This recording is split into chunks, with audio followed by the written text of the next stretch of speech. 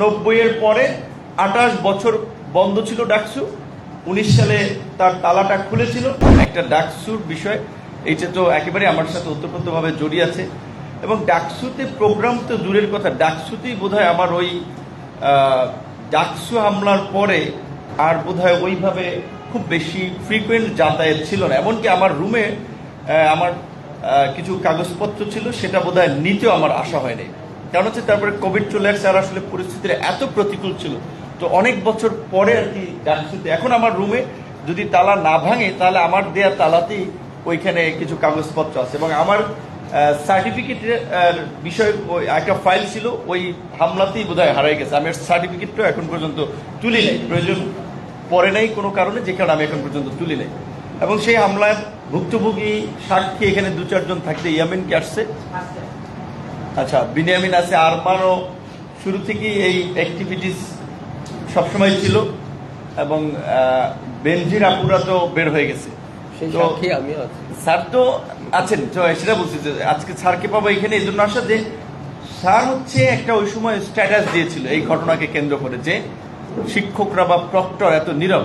সম্ভবত শিক্ষকদের মধ্যে স্যার একাই বোধহয় একটু এইদিকে এগিয়ে আসছিলেন, যতক্ষণ আমাদের হসপিটাল নেওয়ার ক্ষেত্রে স্যারের একটা ভূমিকা ছিল।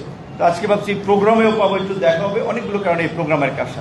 তো যাই হোক, এটা কিছু কথা বললাম, পুরানো কথা, স্মৃতিচারণ। এবার মূল আলোচনার ইস্যুতে কিছু কথা বলতে চাই, যে ডাকসুর ক্ষমতা বা গঠনতন্ত্রের ক্ষমতা আসলে কতটুকু, সেটা একটা আলোচনা বিষয়, অনেকের জানার আগ্রহ।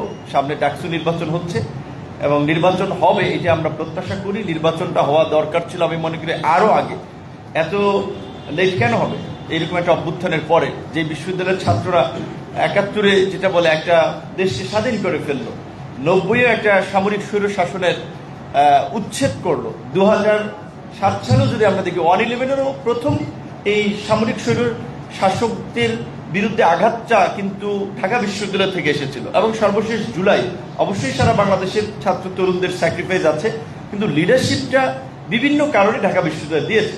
তো ঢাকা বিশ্ববিদ্যালয় যদি তার নিজের নেতৃত্ব সৃষ্টির জায়গা ছাত্রদের বা তরুণদের, যেই যে সবসময় বলা হচ্ছে ডাকসু, সেই ছাত্র সংসদ নির্বাচনটা যদি বন্ধ থাকে, যেটা অনেকে বলে যে 90-এর পরে 28 বছর বন্ধ ছিল ডাকসু, 19 সালে তার তালাটা খুলেছিল, আবার এমন একটা তালা মারা হয়েছে যে 19 থেকে আজকে পর্যন্ত আর সেই তালা খোলা হয়নি।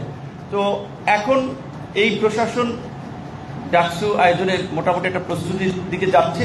সেখানে গঠনতন্ত্র সংশোধন সহ বিভিন্ন বিষয়ে আপনাদের সাথে যে আলোচনা হয়েছে, সেখানে আপনারা, আমি পত্রপত্রিকায় দেখেছি বা আমাদের সাথে একটা মতামত দিয়েছে, সেইখানে আমার অভিমতটা ব্যক্ত করেছি। প্রথমে একটা প্রশ্ন কিংবা অভিব্যক্তি অনেকের আছে যে ডাকসুতে কেন সভাপতি ভাইস চ্যান্সেলর থাকবেন, এই পদটা ছাত্রদের থাকা উচিত।